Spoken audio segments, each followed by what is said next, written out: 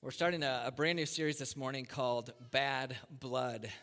We all know what bad blood is, don't we? We've all had bad blood with another person before. Something happens and the relationship changes. One thing that we know is that bad blood can infect any relationship. Doesn't matter what the relationship is. It doesn't matter if it's a friendship. Doesn't matter if it's a marriage. Doesn't matter if it's coworkers. It doesn't matter what it is. You don't even have to know the person to have bad blood towards them.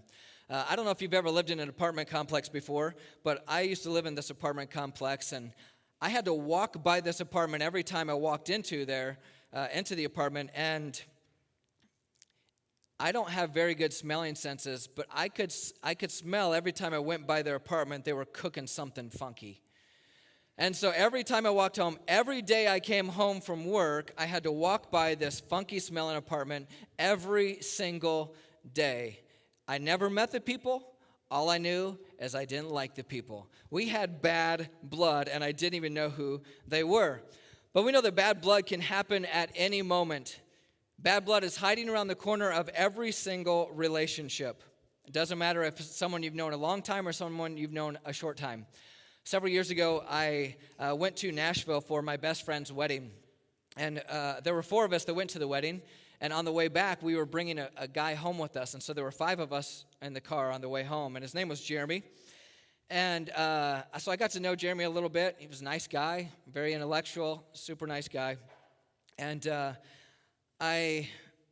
couple years later, my friend Sean, whose wedding I went to, let me know that Jeremy needed a place to live and he needed a job.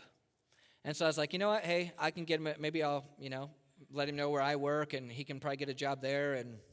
And I said we lived in a duplex, and we lived on our side there was 2 bedrooms, and on the other side was 3 bedrooms. And so I'm like, hey, me and Sean, my roommate, were kind of on the cheaper side of things, and so we decided, hey, we could pay less money, so let's go ahead and have Jeremy move in with us. So we talked to Jeremy, he got a job, and everything was set to go, and there was only one problem with Jeremy, and he had a dog. And this dog was like every other dog that you've ever encountered. He's house-trained, right? And the first day that I went to work, bad blood started to rise. I went to work that day. The very first day, I worked 7 to 12, and then I went back and worked 4 to 9, and Jeremy worked from 10 to 7. And so I went to work. I came home for lunch, and his dog's name was Chewbacca, okay? And Chewbacca, I walk in the door, and you walk right in, and it's the dining room and the kitchen. I walk in the door, and to my surprise, there's trash everywhere. Chewbacca got in the trash and got it everywhere, and he's looking up at me with SpaghettiOs juice all over his chin. I proceed to go around the door, and the living room's over here, and I look in the living room, and he had went to the bathroom in the middle of our floor. He has a pit bull lab mix, so we're not talking little tiny things. We're talking big, giant, ginormous things. And so I go and I look, and there's this big mess right in the middle of our living room. I'm getting a little bit agitated because we've had this talk before he moved in of his dog's, house trained. He's this great, wonderful dog. He never does anything wrong. And so I called Jeremy, and I'm like, hey, Jeremy, a little bit of a mess at the house. Could you come home as soon as you can, come home for your lunch? He's like, oh, sure, no problem. So he comes home. Not a huge deal. Wasn't the end of the world. A few days later, I was working that split shift again, and I didn't get home from work until 9 o'clock. Now, it was a 3-bedroom duplex, and we each have our own room. And I don't know if you've ever lived with someone before, but usually when you have an apartment, you have your room, and they have their room, and they stay mostly in their room and not in your room. And so I came home from work one night, and sure enough, Jeremy's in my room, on my bed, playing the PlayStation in his underwear, which is bad enough. But then Chewbacca is laying on my bed, chewing on a bone with drool all over on my bed. me and Chewbacca never got along. And it finally got to the boiling point when I went to work one day and I got called into my office by my boss because Jeremy had brought Chewbacca to work with him and he was in his car. And someone saw that he had a dog in his car and reported him to the boss. The boss confronted him about it, and he said, I had to bring him to work and put him in my car because Josh won't let me leave him at home. So, Jeremy lived with us for about 2 weeks. And me and Sean, the cheap guys looking to pay less rent money, are now paying more money because now we have a 3-bedroom duplex that we live in. But bad blood can happen to any relationship. Someone new, someone that you've known for a long time. And you've probably heard this before, but the quality of our lives is only as good as the quality of our relationships. Our relationships are vital to our lives. And so we want to have the most quality relationships that we can possibly have. Andy Stanley says this. He says, happiness comes from peace with God, peace with yourself, and peace with others. I think that's a pretty good philosophy. That's where happiness is really peace with God, peace with yourself, and peace with others. I want to read a couple scriptures this morning from Romans. If you have your Bible, you can turn to Romans chapter 12. As we look at bad blood and as we look at how we can avoid the bad blood in our lives, we find some helpful steps towards that in Romans chapter 12. Paul says in Romans chapter 12, live at peace with everyone. Live at peace with everyone. Now, that seems like a pretty lofty goal because there's a lot of non-peaceful people. But live at peace with everyone. That means with spouses, with kids, with mothers and fathers and mothers-in-laws and father-in-laws and work co-workers and coaches and all those sorts of things. Live at peace with everyone. Now, what we really need to know about this is who's writing this. The person who's writing this is Paul. And if there was anyone who had bad blood, it was Paul. He was a persecutor before he came to know the Lord. He was a persecutor of the church, ferociously persecuting the church, throwing people in prison, overseeing the deaths of people. And so he had bad blood towards the church. And then one day, in Acts chapter 9, we read this story of how this light shines from heaven. Paul's on this donkey. He's going to Damascus, and this light shines on him, and he has what we call a Damascus Road experience. His life is forever changed because of this moment. And so this light shines from heaven. He talks to God, and he goes, he's 3 days in. He finishes his trip, and he hasn't eaten in 3 days, and he can't see. He's blind at this point in time. And so let's read Acts. I want you to read with me Acts chapter 9. We're going to start in verse 10 because his bad blood is carrying into the relationships. And we know that our bad blood has consequences. It has collateral damage. And so in Acts chapter 9, verse 10, it says, in Damascus there was a disciple named Ananias. The Lord had called him in a vision. Ananias. Yes, Lord, he answered. The Lord told him, go to the house of Judas on Straight Street and ask for a man from Tarsus named Saul. Now, we know he was Saul before he changed his name to Paul. Here he is, and he says, for he is praying. Verse 12, in a vision, he has seen a man named Ananias come and place his hands on him to restore his sight. Lord, Ananias answered, I have heard many reports about this man and all the harm he has done to your saints in Jerusalem, and he has come here with authority from the chief priest to arrest all who call on your name. Verse 15 and 16, it says, but the Lord said to Ananias, go, this man is my chosen instrument to carry my name before the Gentiles and their kings and before the people of Israel. I will show him how much he must suffer for my name. Okay, so the result of his bad blood, the result of him persecuting Christians, and the end result of that is he goes to Damascus, and God gives Saul a vision that there's going to be a man named Ananias who's going to come and pray for him. God speaks to this man named Ananias, and what's Ananias' response? He's like, why would I go and pray for this man? He has authority to arrest me on the spot. And he's done exactly that with every Christian he's encountered. Why don't you send someone else to go and pray for him? He goes and he prays for him, and we know that Paul's sight is restored, and God uses Paul to write most of the New Testament that we have. But Paul had bad blood, and that bad blood went into the relationships of people that he then started to try to share the gospel with. And so family members and people themselves who were victims of Paul's previous life are now experiencing a completely different Paul. Okay? Here's what it starts off with in Romans chapter 12. Romans chapter 12, verse 18 starts off this way. If it is possible, live at peace with everyone. If it is possible, what that means is it might not be possible, right? It might not be possible. But if there's any possible way, if there's any way it's possible, live at peace with everyone.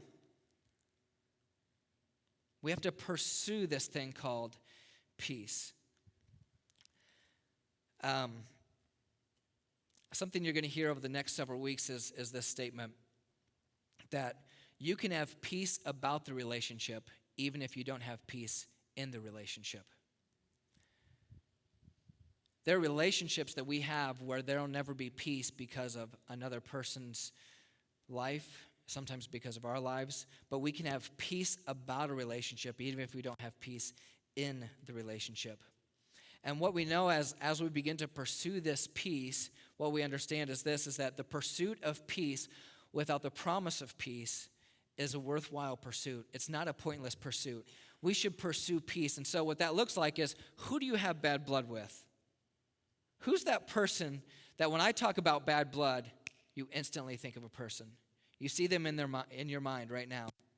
I have bad blood with this person. The pursuit of peace with that person is not a pointless pursuit, okay? He goes on and he says this in Romans chapter 12. He says, if it is possible, as far as it depends on you, live at peace with everyone. If it is possible, it may or may not be possible, but as far as it depends on you. Let me ask you a question. When you have bad blood with another person, where does all of your energy go?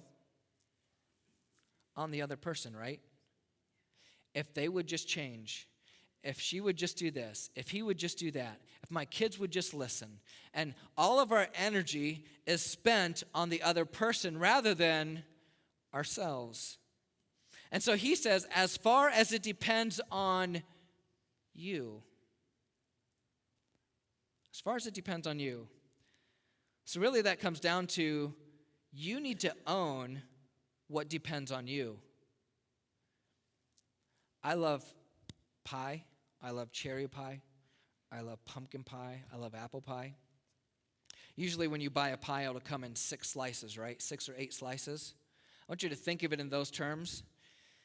When it comes to bad blood in the relationship that you have or the relationships that you have, how much of that pie do you need to own? How much have you played a part in that? Maybe it's just one piece. Maybe it's a half a piece. Maybe you've caused a majority of the problems in that relationship and you need to own 4 pieces of that pie. But when he says, as far as it depends on you, he doesn't say as far as it depends on the other person. He says, as far as it depends on you. When he says as far, we realize there's a length to it. In other words, he's asking this, can you go any farther? In having peace with the people in your life that you have bad blood, can you go any farther? Is there anything that you can possibly do?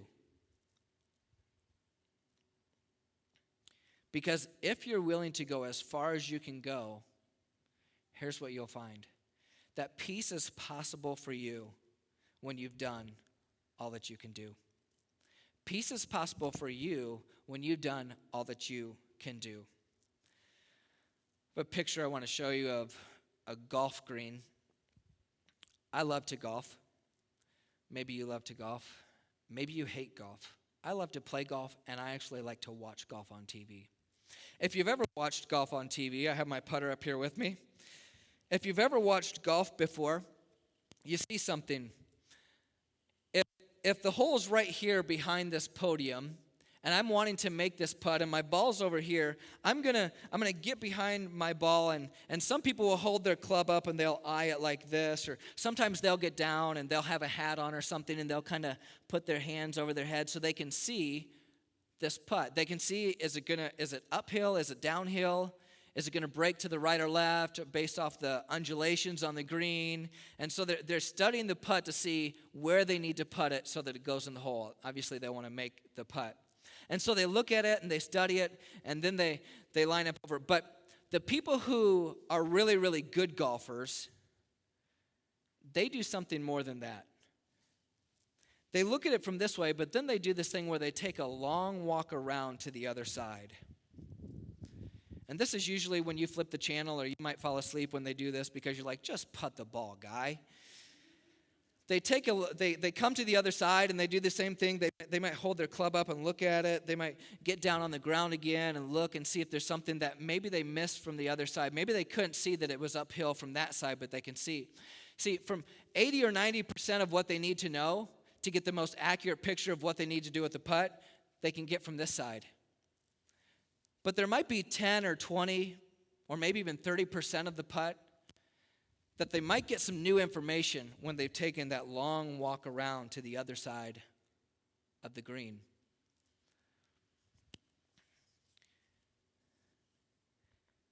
When it comes to us, taking the long walk around for us is taking a step towards empathy. There's an author and a speaker. Her name is Brené Brown. She's written this book called. She wrote a book called Rising Strong, and she has one of the most popular TED Talks of all times. But she has studied and researched this topic of empathy. And here's what she says. She says there's 4 qualities of empathy. So think of yourself when it comes to you and the situations, when it comes to the bad blood you have in your relationships. She gives us 4 qualities of empathy. Here's what they are. The first one is this: taking on their perspective as truth. Taking on the other person's perspective as truth. The second thing is you suspend your judgment. In other words, you're saying, I know what I feel about this, but I'm going to wait on what I feel, and I'm going to suspend it until I know how they feel about it. The third thing is this: is you recognize their emotion. When you've taken their perspective on as truth, and when you have suspended your judgment, you allow yourself to recognize what they're feeling. And then once you recognize what they're feeling, then you communicate that emotion to them. Communicate to them that you see what's going on. You see what they're feeling. You know what they're feeling now, okay? But relationships require empathy. In any difficult relationship or any relationship whatsoever, empathy is the key to opening up dialogue to a healthy relationship. And empathy can be very, very difficult, but what empathy says is this: I need to understand what you're going through. I need to understand what you're going through. Empathy is saying to us, I need to put myself in your shoes. So when it comes to bad blood, ask yourself those questions. Have I put myself in their shoes? Have I done everything I can do? Because when we start to have empathy towards people, empathy is the first aid of bad blood. It's the first step of pouring that healing salve on any relationship. It's putting that Band-Aid on. And we know what Taylor says in the song, Band-Aids don't fix bullet holes. People have been maybe not shot at, but people have been wounded deeply. And you can't just put a Band-Aid over a deep wound. It takes time. It takes love. It takes empathy. And so the question we need to ask ourselves is, have you done everything you can do to feel it from their side? A question that we could ask ourselves is this. Is it possible, we're talking about possibilities here, is it possible for their behavior to have a logical explanation? And what most of us would say is, no. That's why we have bad blood, because it's not logical what they're thinking. What they believe is not logical. That's why we have bad blood. But let's ask that question and maybe add a couple words to it. Is it possible that their behavior has a logical explanation to them? Because oftentimes in the relationships, what they're feeling, what they're sensing in their lives is it makes sense to them why they are, why they are behaving the way they behave. It makes sense up here to them. A few years back, I read this book called Generous Justice by Timothy Keller, and it helped me to have an understanding on people that I didn't have before. My trip to Nicaragua in October helped me to see things a little bit differently about people that I had never seen before. It gave me a fresh perspective. It helped me really to start to begin to take that long walk around in the relationships that I have. Do you have any family members that you can't get along with? Have you ever wondered if maybe you don't know the full story of what happened to them? Have you ever got in an argument with them and you know what your side is, but you don't totally know their side or what they may be feeling in that relationship or whatever it is that they're going through?